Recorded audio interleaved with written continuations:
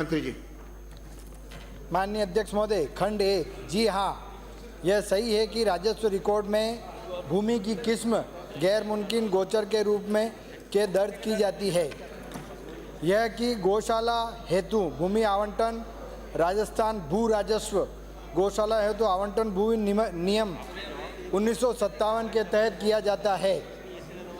राजस्थान भू राजस्व कोष्टक में गौशाला हेतु भूमि आवंटन नियम 1957 के नियम 6(3) के परंतु में सिवायचक भूमि उपलब्ध नहीं होने की स्थिति में ही संबंधित गांव में पशुओं की चराई के लिए पर्याप्त भूमि उपलब्ध रहने की स्थिति में चारागाह भूमि का आवंटन गौशाला हेतु किया जाने के प्रावधान है।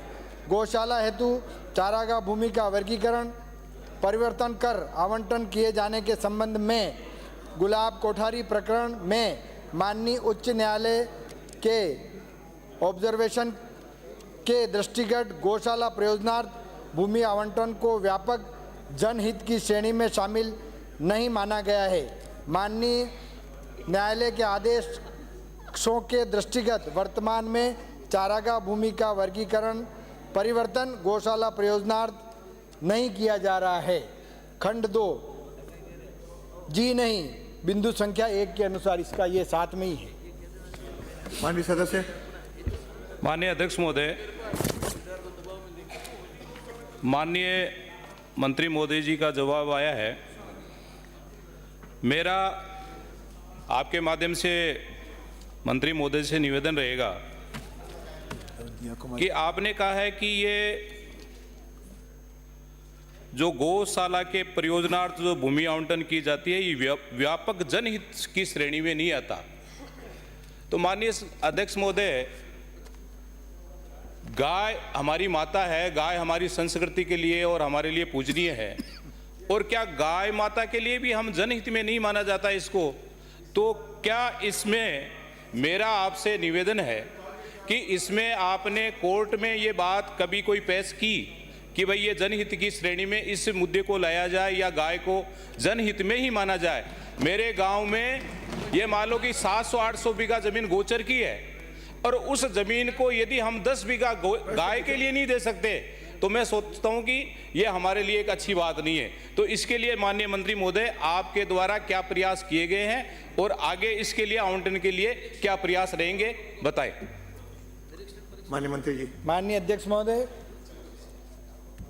गाय हमारी माता है, इसके संरक्षण के लिए हमारी सरकार कटिबद्ध है। गौशाला हेतु राजस्थान भू राजस्व नियम 1957 के तहत सिवायचक भूमि आवंटन हेतु जिला कलेक्टर को प्राधिकृत किया गया है।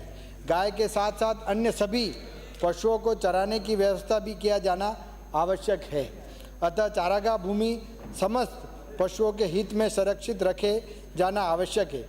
यद्यपि राजस्थान काश्तकारी सरकारी नियम 1955 के नियम 7 में गौशाला हेतु चारागाह भूमि का वर्गीकरण परिवर्तन किए जाने के प्रावधान हैं, लेकिन रीट पिटीशन संख्या 1554/2004 गुलाब कोठारी बनाम सरकार एवं अन्य के में माननीय उच्च न्यायालय के निर्णय दिनांक 12/1/2017 के पैरा 197 पृष्ठ संख्या 240/257 में व्यापक जनहित में ही चारागाह भूमि का वर्गीकरण करने के निर्देश दिए हैं।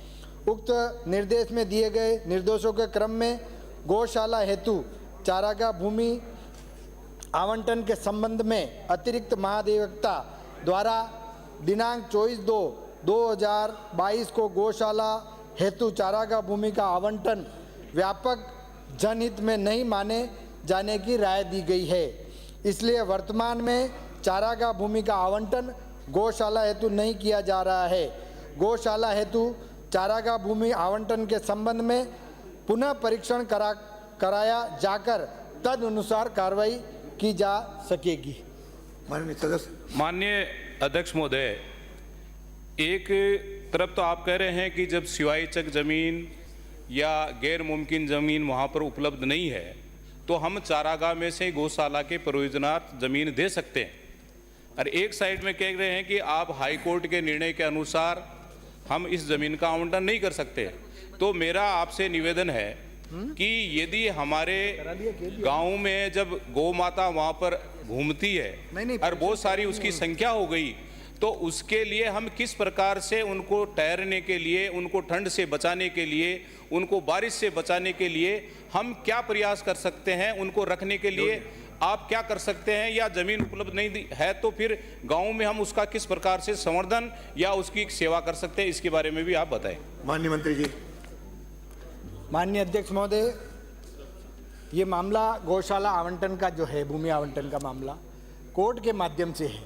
अब जब तक वहाँ स्पष्ट निर्देश, क्योंकि अभी बिल्कुल साफ स्पष्ट कह रखा है कि गौशाला के लिए भूमि आवंटन नहीं की जाएगी और इसको व्यापक जनहित में नहीं माना गया है, परंतु माननीय सदस्य द्वारा जो गौ संवर्धन के लिए और गौ रक्षा के लिए जो चिंता व्यक्त की है, उसके लिए इस नियम में पुनः परीक्षण करके कोर्ट के माध्यम से जो भी निर्णय होगा आने वाले समय में अपन करेंगे। अगला प्रश्न है महंत बालकनाथ।